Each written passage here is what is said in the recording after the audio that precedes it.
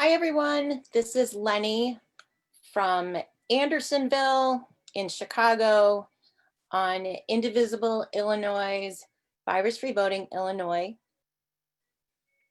live stream. It's another Thursday. We are 12 days out from this election, and we are so excited. We're getting out the vote. We already know that tens of millions of people, how many people have actually voted across the nation? Millions of people actually voted in Illinois already, which is super exciting. We could put those numbers into the chat. Almost 4 years ago, I remember I was not politically active. After the 2016 elections, I decided to do something, marched with Women's March in DC, came back, found Indivisible, realized that somebody in government represents me, looked them up, and discovered that my representatives were incredible in Andersonville. I have Senator Heather Steins. I just heard from my state rep, Kelly Cassidy, and her friends, Maggie Trevor, and others who are running in the suburbs right now. But also at the federal level, I had Rep. Jan Schakowsky, Senator Durbin, and Senator Tammy Duckworth. It has been quite a ride. We are only 12 days out until the elections, and we are getting out the vote. We're getting out the vote not only in Wisconsin, not only in Michigan, in the Midwest, but in key Senate districts, in key Senate states. And also, we know that all politics is local. So we are looking into Chicago, where I'm from, and finding out from others who are working across the city to find out where the most underserved communities are, including Metropolitan Family Services and Communities Partnering for Peace, because we are working our activism through a lens of equity. So I'm really happy to have 3 guest speakers with us at the beginning of this call. We also have a break later on during our phone bank with our friend Helen Money from Indivisible, Illinois 9th District. And we always have on Thursdays an update from Wisconsin voter protection team, the Wisconsin Dems. And as usual, I want to shout out to Rose Colacino, who's our Indivisible Illinois 2020 coordinator, who's incredible. So first up, we have Jaquie Algee. Jaquie Algee is the amazing person that I know, who's been a lifeline to us, especially as we were fighting to protect our healthcare. We are going to have to do that again and again and again and again. Moving forward, she is with SEIU Illinois and also Women's March Chicago, the president. And we are so proud to have you here, Jaquie. After we hear from Jaquie, we're going to hear from Daniel Biss, our partner in all things, especially with the fair tax advocate. After Daniel Biss, we are going to hear from my Congressperson, Jan Schakowsky. But first up, Jaquie. Jaquie Algee, take it. Wow, what an introduction. Thank you, Lenny. Hello, hello, hello. It's so good to see your beautiful faces. Hey, Jan. All love to you. Yeah, so I'm Jaquie Algee, and I am Vice President and Director of External Relations for SEIU Healthcare, Illinois, Indiana, Kansas, and Missouri. In addition to that, I am also proud president of Women's March Chicago. We just celebrated or had our Zoom event on this past weekend, which was quite amazing. But I'm also a resident of the Roseland community, one of the forgotten communities in this city. It seems forgotten because if you have been here as long as my family has, which is 46 years, and knew it to be a community of predominantly Black and brown residents who worked in factories and steel mills and corporations, and lived what we classify, I would say, as somewhat middle-class lifestyle. They had decent homes. They had active and fluid communities, business districts, Their kids were in school and going to school. They drove cars. They took vacations. And they lived what we classify again as the middle class lifestyle in America. And then, you know, corporations closed, they moved out of the country, steel mills closed, they moved out of the country.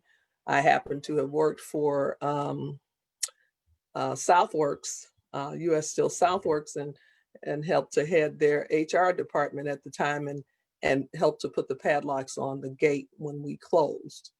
And I can't tell you what a feeling that was. The thousands of people who lost jobs and never, ever recovered. And a good amount of those people lived on the South Side and in the Roseland community. And so it's never recovered. It has not recovered from that.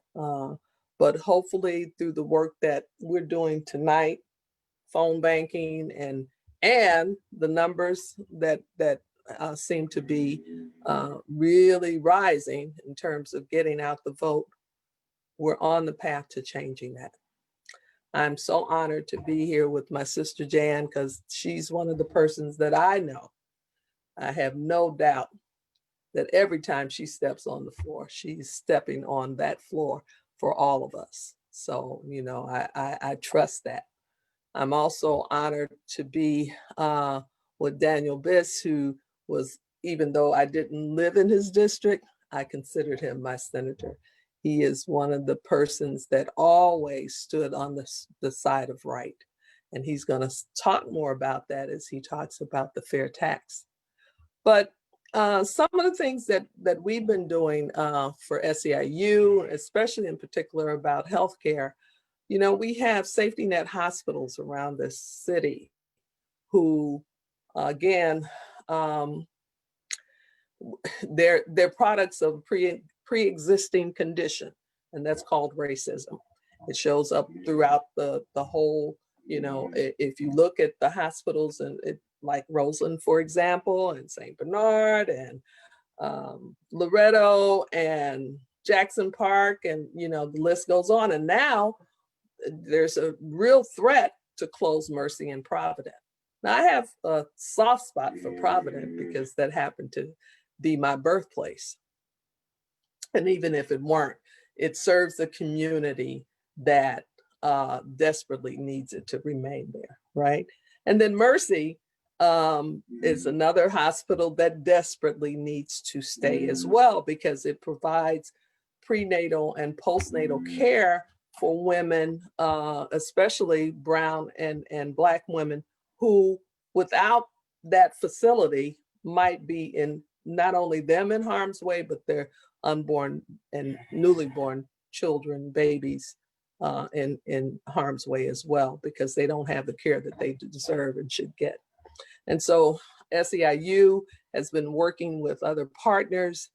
We have a newly formed coalition called Chicago Healthcare Equity Coalition, and we've been working to help to keep Mercy and Provident open. But also, in addition to that, is to help to make sure that the funding that comes through the state and the federal government will come to those hospitals and facilities to help them to be stronger, and not to take them away or, you know, remove them and the services and care that they provide to those communities. Because I heard a young woman say yesterday, being interviewed, that if Mercy had not been there, she doesn't know what she would have done.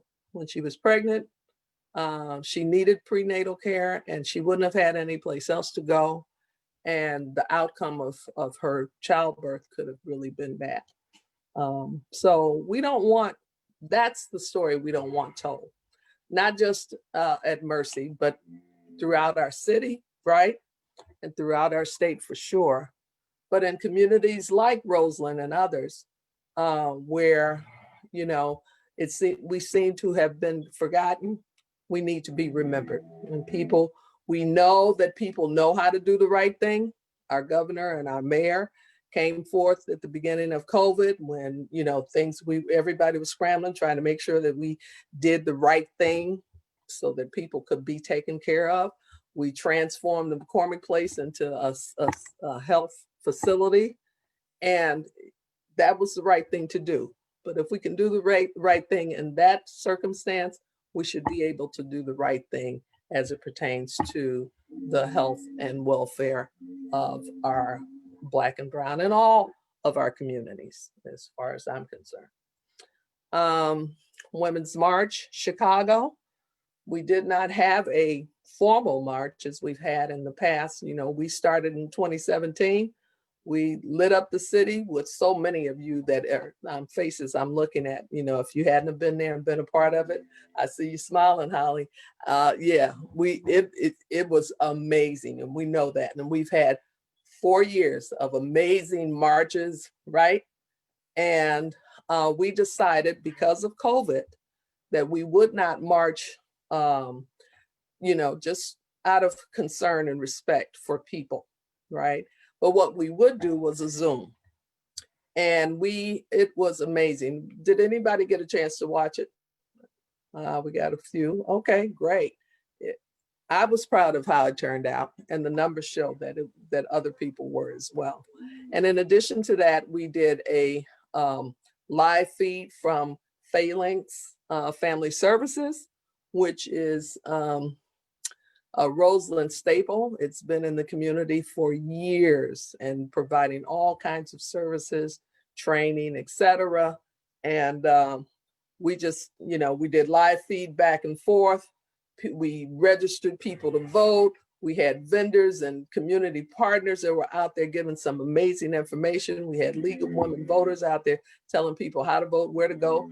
And because so many things have changed, and it was just a great day. It really was a great day. So it gave people an option.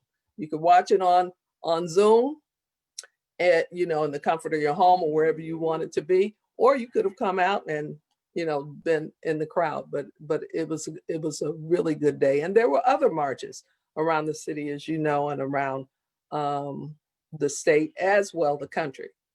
And why? Because we are determined that after November 3rd, that's one thing we won't have to do. Now we'll have to figure out what to do from there. But we'll be done with that. And you all know what I mean. Okay. So it gives me much pride to introduce Daniel Biss. You know, I'm looking at Daniel's biography, and it's certainly too long for me to go through. I probably have gone over my time as it is, but I just wanted to note a couple of things about Daniel. It was interesting that it says he's an American mathematician. What is an American mathematician, Daniel? I'd like to hear that.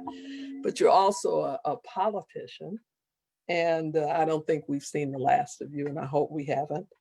But as I said at the beginning, you have always stood on the side of right.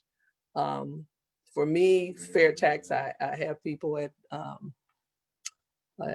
SEIU and Women's March Chicago and anybody else that'll listen to me. Fair tax has consumed me. It's taken over my life. It's become my other job, right?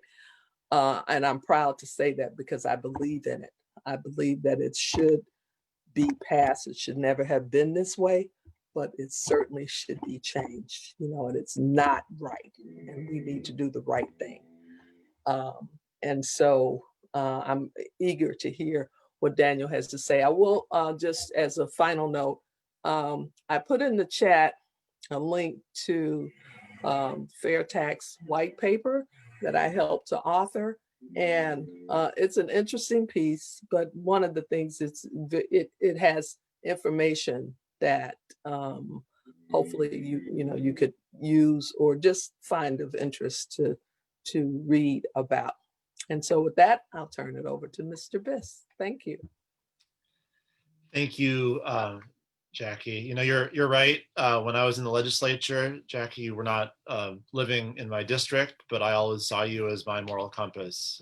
You know, it was an incredible joy to work with that kind of brilliant, fierce, effective advocate for a whole lot of people who frankly don't have nearly enough advocates working on their behalf in our government today. So thank you so much. It's I miss you. It's been a long pandemic, hasn't it? You know, I think back to the beginning of the Indivisible movement, you know, shortly after the 2016 election, and everybody in the whole world was impressed. But the question that everyone was asking was, well, okay, are y'all going to be able to sustain this for 4 years? And I just think it's such a point of pride, and it's such a wonderful statement about the devotion of the people who are doing this work, that here we are on the eve of, practically on the doorstep of the 2020 election, and this movement has done nothing but grow and mature, become more sophisticated, become more effective. It was tremendously instrumental in the blue wave that allowed us to take back the House in 2018. If that hadn't happened, God knows where we'd be right now. And obviously is instrumental in this election that's coming up in just 12 days. So I want to speak quickly because I really hate to stand between people in phone banking time. So I'm gonna be quick. But as we prepare to take what might be the most important vote at the federal level of our lifetimes, the vote for Joe Biden and Kamala Harris and to get Donald Trump out of office, I believe sincerely that we also get to take what might be the most important state level vote of our lifetimes. And that's the vote for the fair tax. And I say that because it's a vote to correct a mistake that has been in the Constitution, making it impossible for us to do the right thing for 50 years. For the last 50 years since 1970, this constitutional provision has been essentially a set of handcuffs stopping our state legislators from doing the right thing. And the perfect example is what's happening right now during the pandemic, where we have economically, as a result of all the lockdowns, we have huge pain that people are going through. Unemployment is through the roof. People are suffering. People are having trouble trying to figure out if they're going to be able to retain their homes, be able to eat. There's real suffering happening. And yet the wealthiest have gotten much wealthier. Millionaires and billionaires are doing better today than they were doing the day before the pandemic began. On top of that, obviously revenues to the state government are down because, you know, people are out of work, so they're paying less income tax, and people have less money to spend and less ability to go out and spend it, so they're paying less sales tax. So the state government has less money. Lots of more people are in need. The people at the very top are doing way better. Any sensible person would say, in that situation, ask the people at the top to pay a little bit more to fund a government that provides for everybody else. That's just what the moment calls for. Well, the bad news is that's unconstitutional.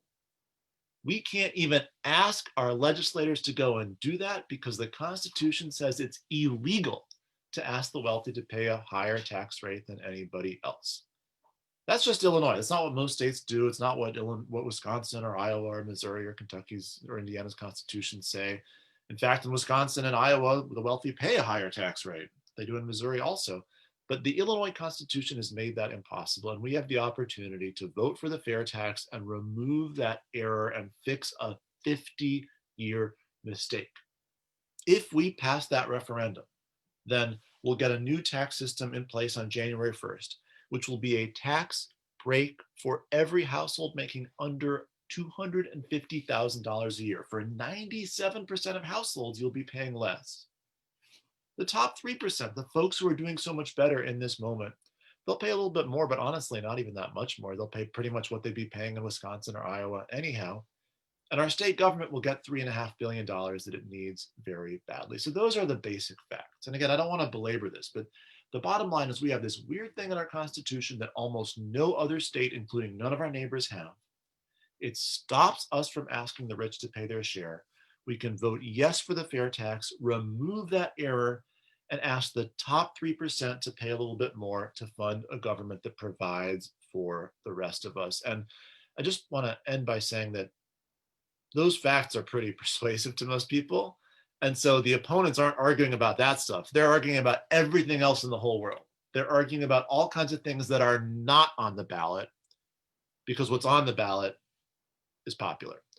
And so I would say that as we're out there doing this phone bank, urging people to vote, make sure that folks who are on our side of the issues know they should vote yes for the fair tax. There are tens of millions of dollars being spent by the richest people in Illinois to lie to the public and confuse and frighten people. And we have to get the word out that this is about taxing the people at the very top to pay for a government that works. It would lower taxes on the middle class. It would not tax retirement income. It would just ask the people who are doing so well they can afford it to pay a little bit more and fund our government. So thanks for letting me give this little commercial. I think this is a critical vote. The future of Illinois, I think, is in some respects really on the line. So thank you for the incredibly critical work you're doing. Thank you for the work you're doing for a federal ticket, for state and local candidates, and vote yes for the fair tax. And with that, obviously Jan Schakowsky doesn't need an introduction, but I got asked to introduce her. There's people in Congress who are on the wrong side of all the issues, and there are people in Congress who are on the right side of some of the issues, and there are people in Congress who are on the right side of all the issues but kind of phone it in.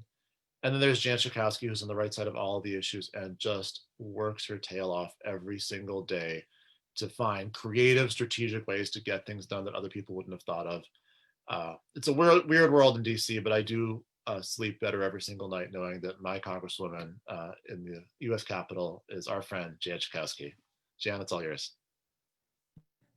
Thank you, Daniel. Thank you, Jaquie, two people I love so much. Thank you for highlighting the communities that you're going to be calling tonight, Jaquie, and thank you so much, Daniel. I voted today right at the top of the ballot. There it is, easy to vote yes for the fair tax. If you end up talking to any senior citizens, there's been some lies out there that somehow seniors are going to be taxed for their retirement income. That is total BS. It is untrue. It's a lie. So if anybody says, oh no, I heard I'm going to get taxed on my retirement, it's just not true. So make sure you correct it. So Indivisible and Lenny, I just want to thank you. This is the moment we've been working for all 4 years.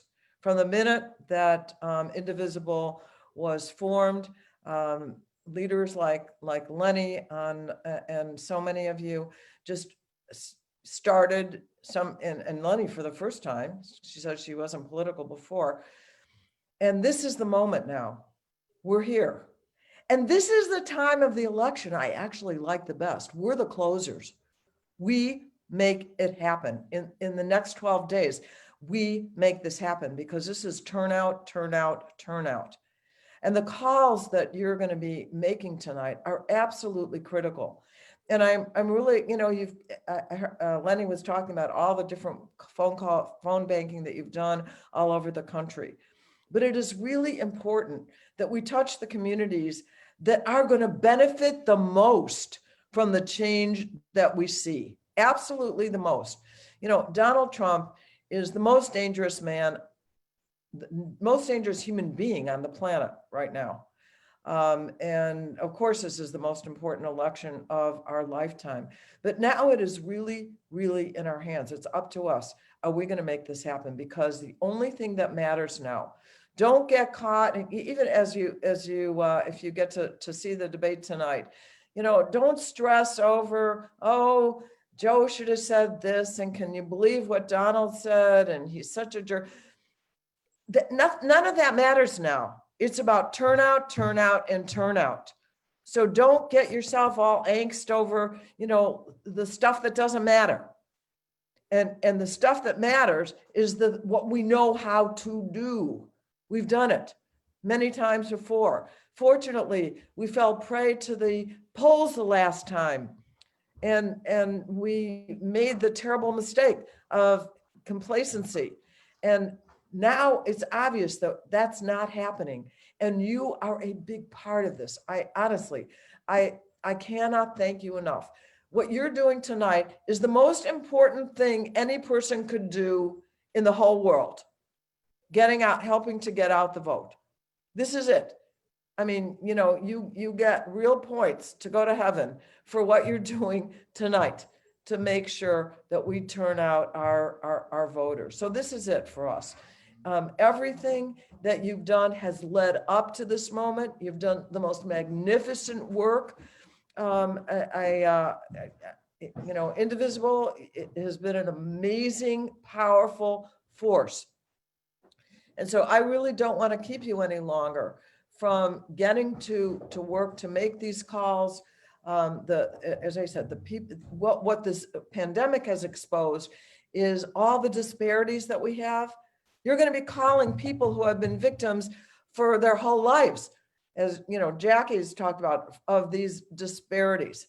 But it can end. It can end when we elect Joe Biden and Kamala Harris. Those things, we can usher in truly the most progressive era in recent history of the United States of America. We can change it all. So this phone bank is this important step on that road. So thank you. I'm going to end there so that you can get on the phone and change the world. I want to thank my Congresswoman Jan Schakowsky for joining us today. I really appreciate your words. Jaquie, Algee from Women's March, Daniel Biss, Fair Tax. And yes, it is all about what you're doing now. We know on this call that we voted. I hope many of you have already voted, but it's not just about voting. It's more than voting. It's getting engaged and making those connections in those communities and bridge building. And it's not just this election, it's the next election after that and the next election after that. But we start now and we start here. And so I thank you, Jan Schakowsky, Jaquie, Algee, Daniel Biss, and sending you a lot of love. Carrie, how are you doing? We're so excited. We're ready to finish up the training and get on those phones. What do we have to do? Great. Okay. So anybody who's a seasoned phone banker, you know who you are. Mute yourself, leave audio, and get started. I can't wait to look at the numbers at the end. If you are, Lori, did you have a question? Well, I just wanted to say for people who are seasoned phone bankers, we're doing doodle while you dial. So you don't have to just make marks of how many calls. You can do art while you're dialing, and you can submit it to our art project, and I'll put it in the chat. Okay, Carrie, go. Cool. That sounds great. If you are seasoned, go ahead and leave, and please start making your calls. If you were able to get the turbo vote phone call system working, fabulous. If not, don't worry about it, because it's only going to save a few number of calls for the time that we have tonight. If you are new, couple of technical things. We're sending everybody to chicagoelections.gov. I will put that into the chat box. We are not leaving voice messages. We will capture people again on other cycles. So let it ring for 7 to 8 minutes and then move on. You know how to mark it, move, deceased, not home. When it comes to disconnects, there are several different things that could be disconnects. If it says a temporary disconnect, then we are marking that as not home on the off chance that we catch them. Maybe they pay their phone bill and then we catch them in another cycle. So not working number, no longer available. This number is no longer with Verizon. All those things would be disconnects. I want to make sure I'll put the notes in the side about whether or not someone has voting rights as it relates to serving jail time. I will put the notes to the side there, because we want to make sure there's no confusion there, that if you are not serving your time, if you have completed your time, if you're on parole and probation, you are still eligible to vote. But the main goal tonight is to be authentic and to help them make a plan. I love to make sure that people know we're a democratic grassroots organization, so they know we're with the good guys on the right side of history, and it takes the edge off right away. I love to ask them, have they decided which one of the 3 ways that we vote in Illinois are they voting? Are they voting by mail? Are they voting early? Or are they going to wait till election day? And then make a connection, however that works for you, however you can help them vote. We'll jump through any hoops, whether we need to print them off a vote by mail application, if I need to send them a stamped envelope to get it to Chicago Board of Elections, or if we need to drop it off in person. You can chat on the side and then capture their contact information, and I will make sure that they get what they need. you will start running into people who've already voted. And that's a perfect segue of, then you know how important this was. You saw the ballot. Why don't you join us at Indivisible? Grab their name, their phone number, or their email address and send it to me, and I will call them personally and get them roped into Indivisible. So I'm going to put a few other things in the chat, but I won't go any further so that everybody can get started. Lenny, when are we coming back on so that we can hear Helen serenade us as we are saving democracy? Let's say around 7:15. We'll check in. Maybe we'll see if somebody wants to share a story, and then we'll take a musical break around 7:15. How's that sound?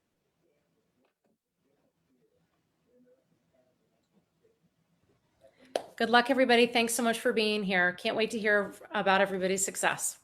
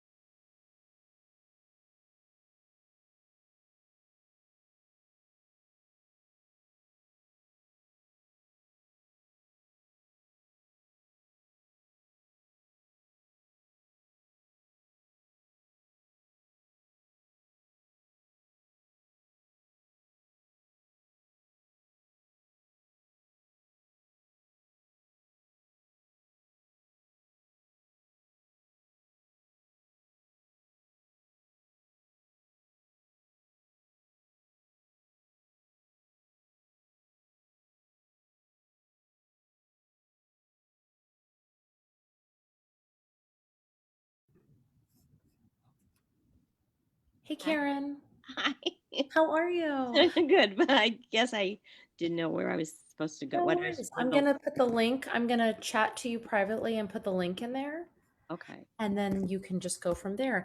It's going to ask you to log in and Okay. put in a zip code, and you're going to put in 60619, which I just put in Yeah. the chat. Okay. And that should work. Will you chat back to me and just let me know that you got it up working okay? Sure. Okay. Sure. Good luck.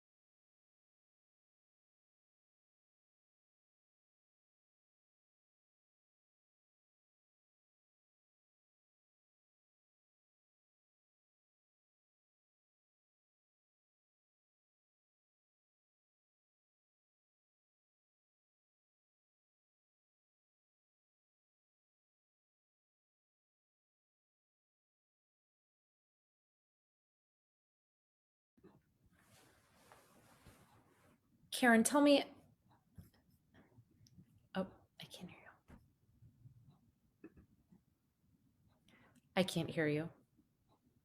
Hi. There you go. Okay, so you sent me this thing. It's on, I'm looking at it on my computer. Yep. So I'm supposed to click on it and then a list will come up? Is that what's happening? Yeah. So when you click on that link, it's going to ask you to log in.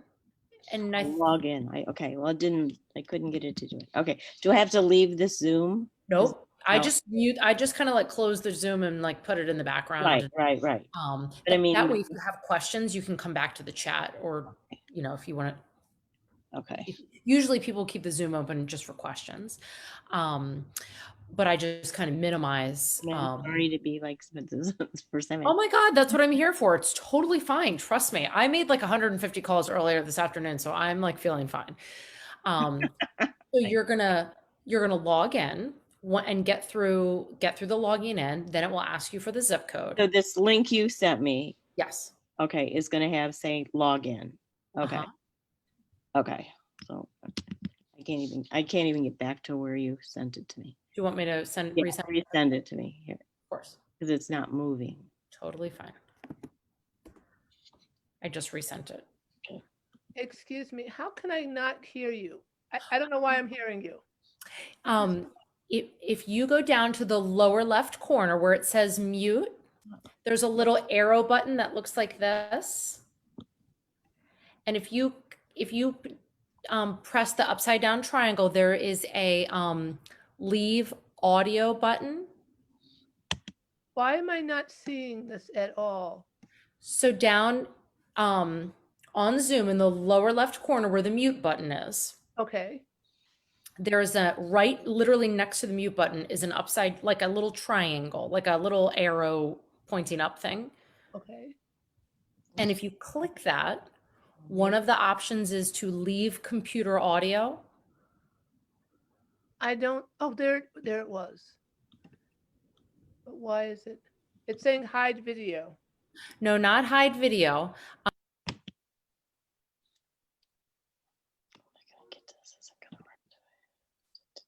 I don't get this.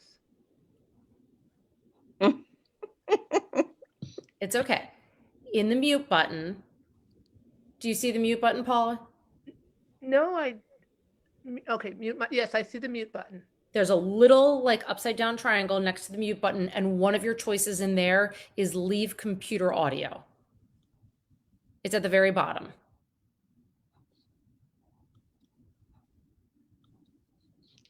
I'm gonna see. I don't know what I'm doing.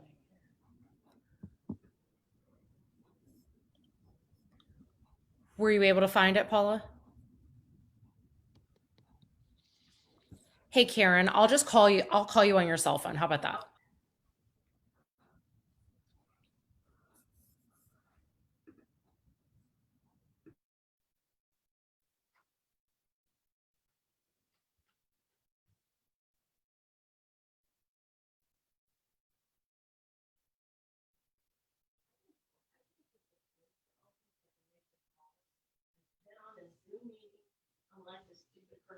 But I don't know. Remember when you had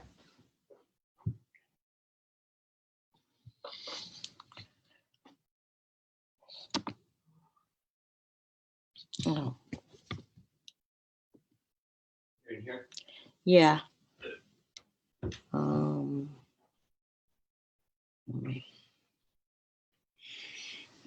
See, this is the link. This is my link. This one? Yeah, but I can't get it to open.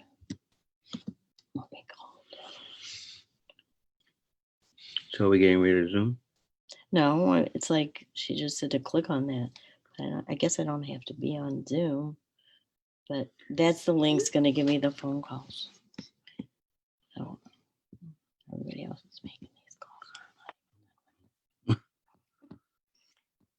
But remember when you had to switch my feed? I just need to pull up your. Before to get the Zoom meetings. This woman's There we calling go. me. Okay, here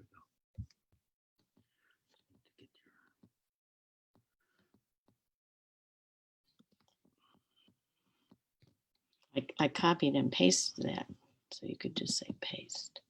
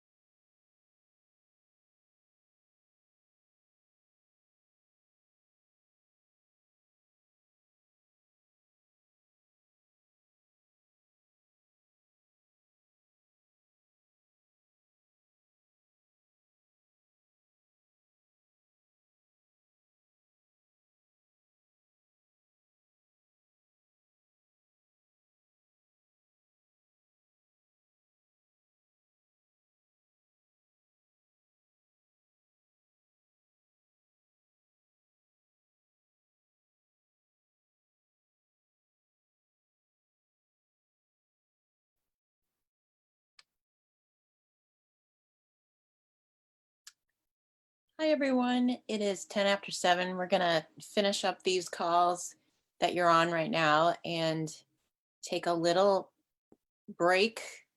We're going to, if anybody wants to share a story of how their phone banking is going, and maybe we'll share some numbers.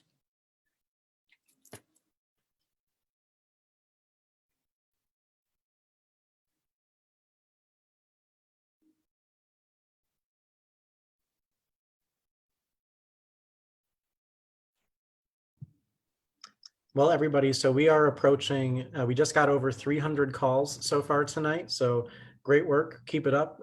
We have a little bit more to go. So keep making those calls.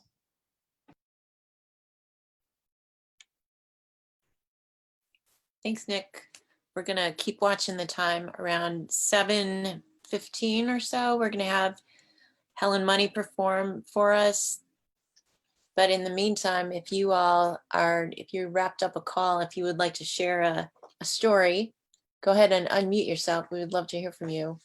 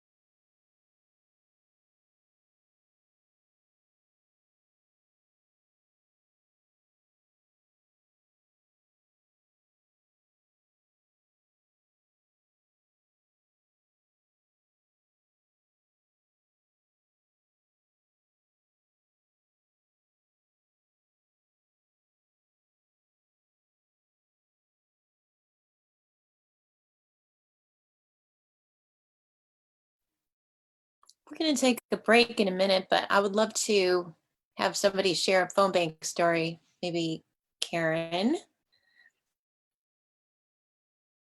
Oh, you want me to share a phone bank story? Are we good? Do you want to keep it on gallery right now, or are we? Yeah, keep it on gallery for a minute. Oh, my one story from today or yesterday? Either today or yesterday. I know there's a lot of phone banks happening. Oh, okay. So I have a story. I I was trying to get the person, and I didn't realize it was voicemail, and it picked up, and it said something really funny, like, I think these campaign rallies he's doing are super spreaders, and da da da. And they should go to some other state, not ours. Please leave a message after the beep. And it was an elderly woman. It's very funny, but yeah, no, that's the story that comes to mind. But I've had some wonderful stories of very wonderful people, and I feel on the spot, so somebody else can go. Anyone else want to share a story? otherwise, we are going to, I'm really so happy to have Helen Money here, who's going to perform for us. She has a new album out. I will show it to you because I got it right down the street at my local record store.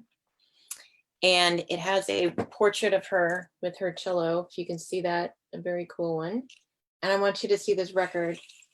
Oh, it's beautiful. So I would love to pass the mic to Helen Money. We know her as Allison Chesley. Take it away.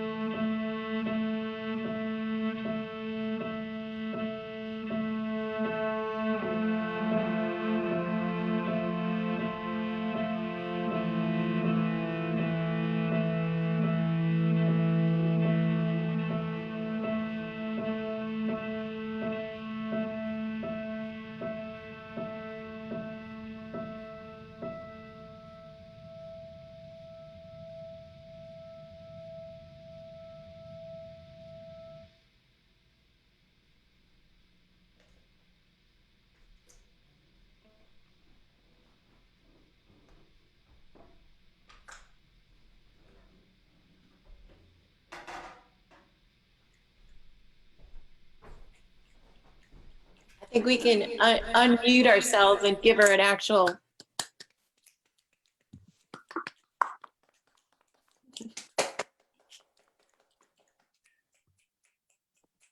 Thank you so much, Allison.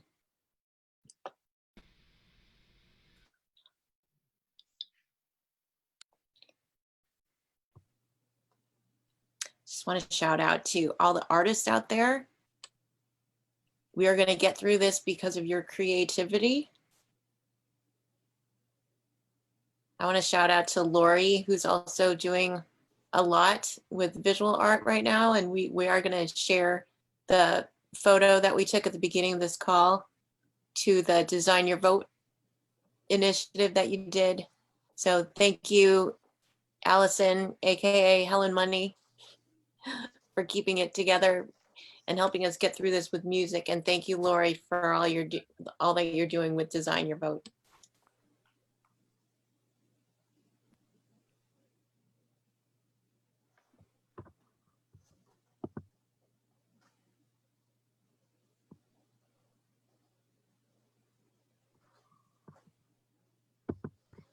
Can I ask a question? In regards to the calls. So I haven't been getting many people to answer, either disconnected or they're not home. So then I'm calling if it's listed a cell phone, even though the preferred number is not the cell phone. Is that what we're supposed to be doing? I see that Carrie is on the line right now, but it is the number that's right underneath the name. Okay, because then if you go to the left of the page, it gives information on the person you're calling, and it says often it says cell phone. So if they don't answer, because I haven't gotten anybody to answer except 2 people, so then I call the cell phone. So I just wasn't sure if I'm something I'm supposed to be doing or not. Have you been getting people to answer with the preferred phone? No, I've actually only gotten 2 people to answer either way, unfortunately. Yeah.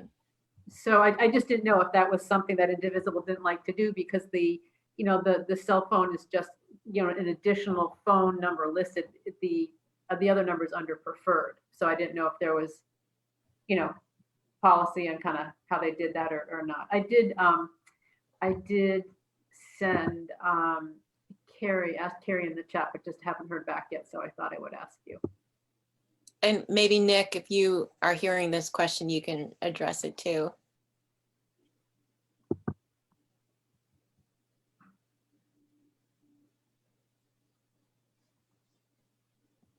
That's okay. I mean, I can just continue to.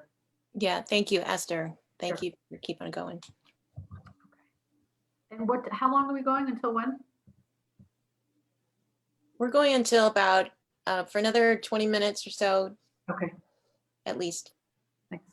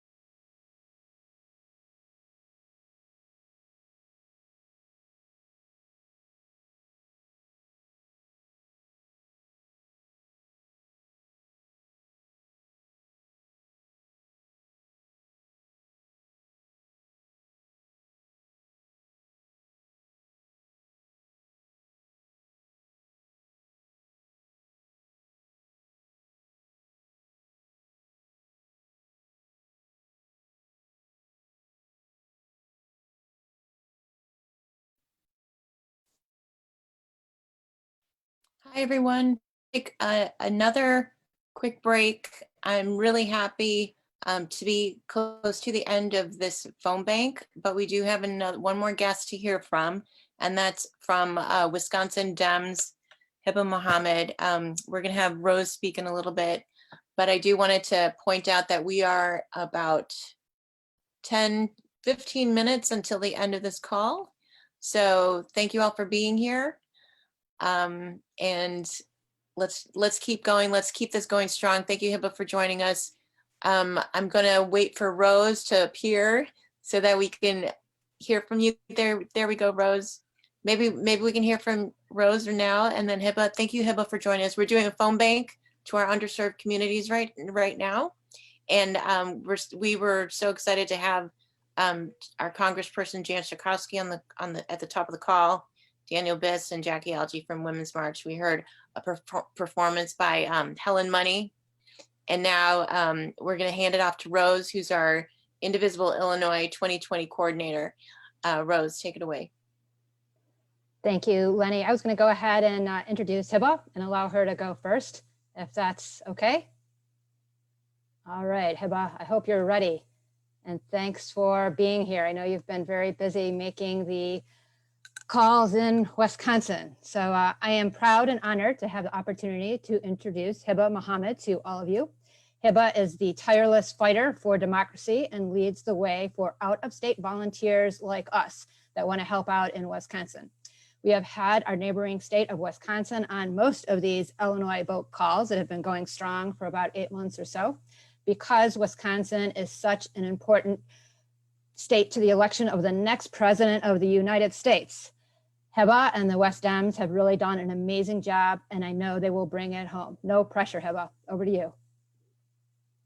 No pressure indeed. Yes, thank you so much. And apologies that I had to step away. My oven alarm was going off, so apologies for that inconvenience. But it's so wonderful to be here with you all. For folks who I haven't met before, my name is Heba Mohammad. I'm the Digital Organizing Director for the Wisconsin Coordinated Campaign. And this is one of the final times that we will be together before Election Day rolls around. It is very exciting that we are getting so close, but there is a lot of work left to be done. In these final 2 weekends, and of course during the week as well, we will be calling voters in Wisconsin essentially all day, every day. There are a lot of folks who still need to go vote. We've had very high return rates on the number of absentee ballots that have been requested, and in-person early voting started this past Tuesday. And we've seen some really positive results there as well, with people showing up and taking advantage of this 2-week window to early vote in person. We are encouraging as many people as possible to do it early so that folks who really do just only have the capability of going on election day or need that additional support on election day can have the space and the added safety to be able to do that for themselves.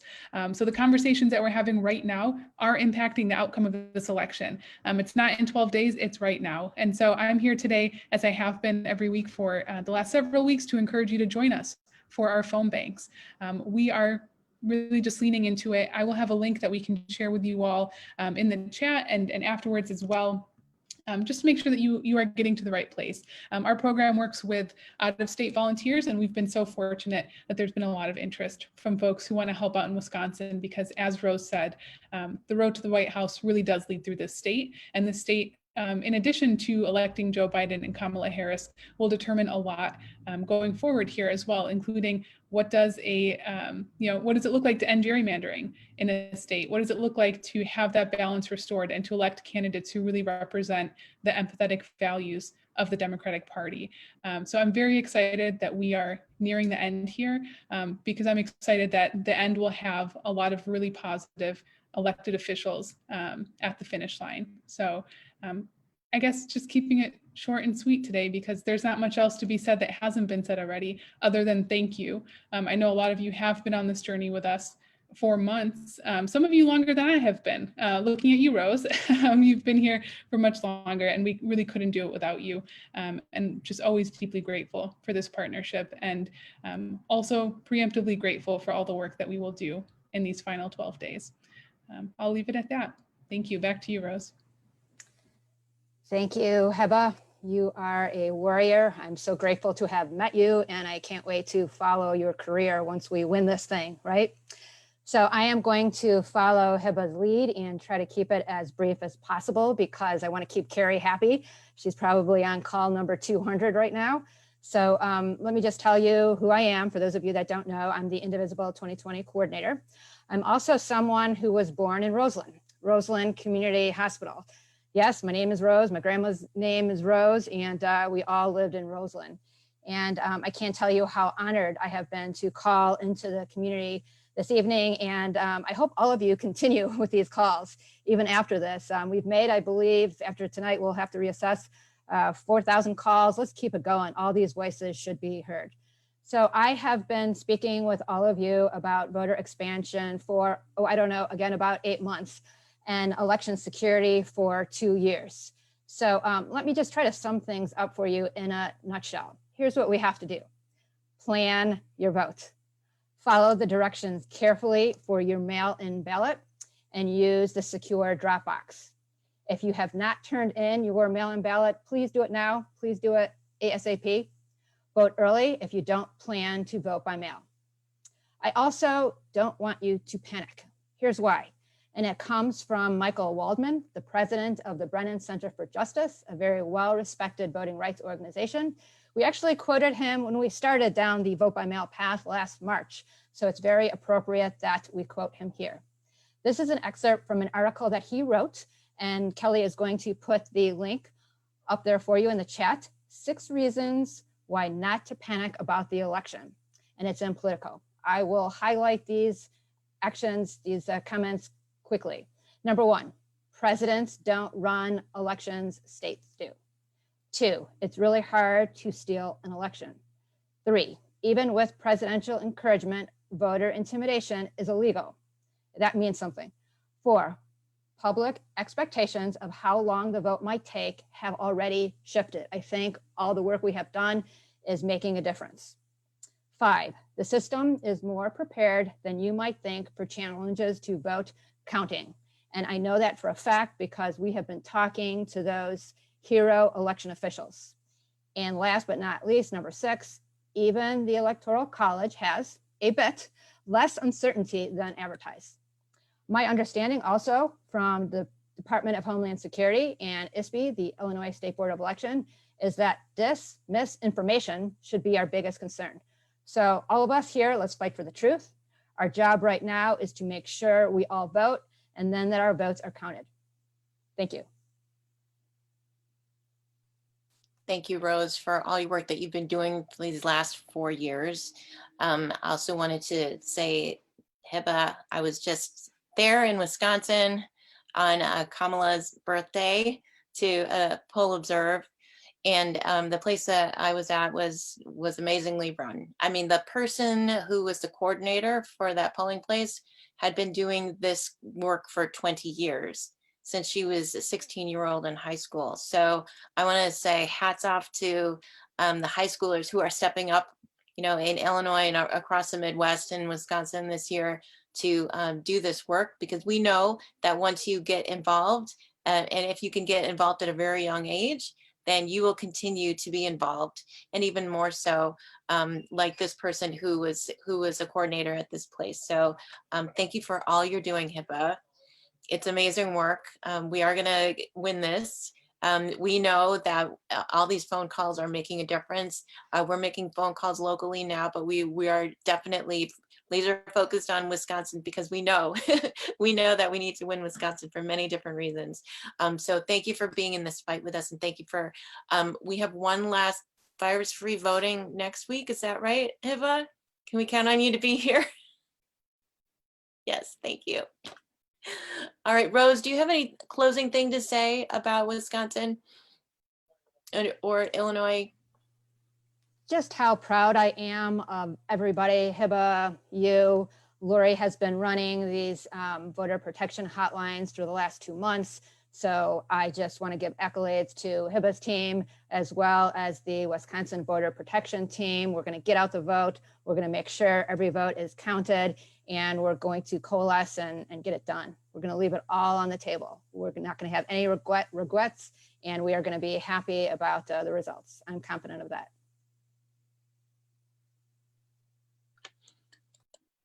Thank you. Thank you, Rose. Thank you, Heba. We've got 8 more minutes of phone banking, and then we're gonna run over to our debate watch party. We'll put the link in the chat again if you want to join other Indivisibles to watch the debate tonight, because we know we're gonna learn so much from watching this debate, right? No. But yes, if you can join us, because it will be another time that we could be together. So I look forward to that too. More phone calls. Thank you, everybody. Thank you, Heba.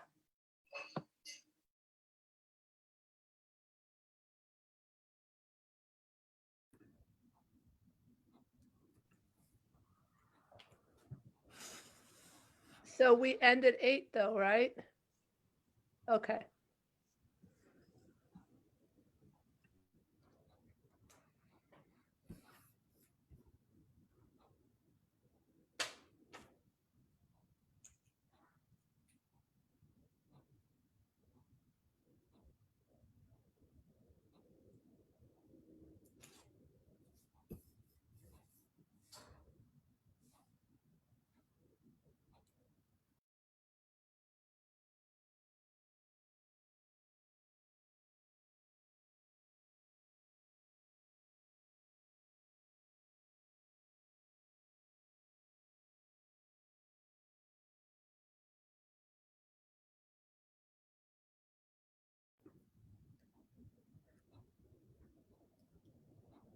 Lenny, are we all coming back on now?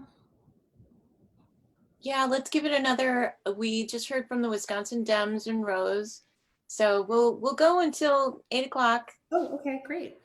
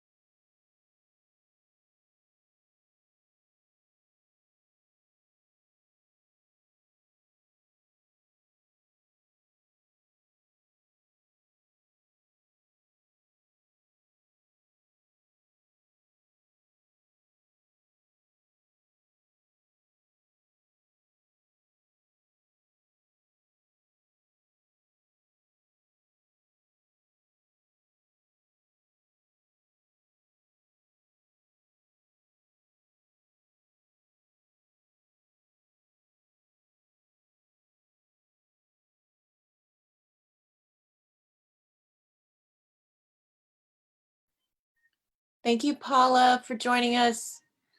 Thank you, Cindy. Thank you, Rose. Thank you, Lori. Thank you, Karen. Thank you, Kelly. And thank you, Carrie, for putting together these phone banks. Carrie's on the line right now talking to someone. I actually got a chance to speak to a friend tonight, which was kind of fun. So we chit-chatted a little bit, but that's really how we're going to move this thing, right? By talking to our friends and families and our neighbors. Please, thank you for all your time. You have the link now. We can continue to make calls into Roseland and to other areas. There are 22 underserved communities identified in Chicago. That's identified through the Metropolitan Family Services and Communities Partnering for Peace. So this is the first of many phone banks that we're going to continue to make, because we know that, it's not just about one election. It's about life, and it's about the quality of life, and it's about engaging people in our civic processes. So we know that voting is not enough. That's why we continue to phone bank and stay engaged, right? Because this is the way we have to do it every chance that we get. So I thank you for your time. I thank you, Carrie. Carrie's still talking to somebody right now. She's gonna push it all the way up until 8 o'clock. But we're gonna jump to another Zoom meeting if you want to join us. Kelly is gonna put that that Zoom link in there if you want to join us for the debate watch. And I hope you have a great night. Thank you, everybody, for joining us on Facebook. Please do keep in touch with your Indivisible groups in your areas or your grassroots groups in your neighborhoods, because building community starts at home, and it starts in our own backyard. So goodbye, everyone, and thank you all. And we're going to end the live stream now.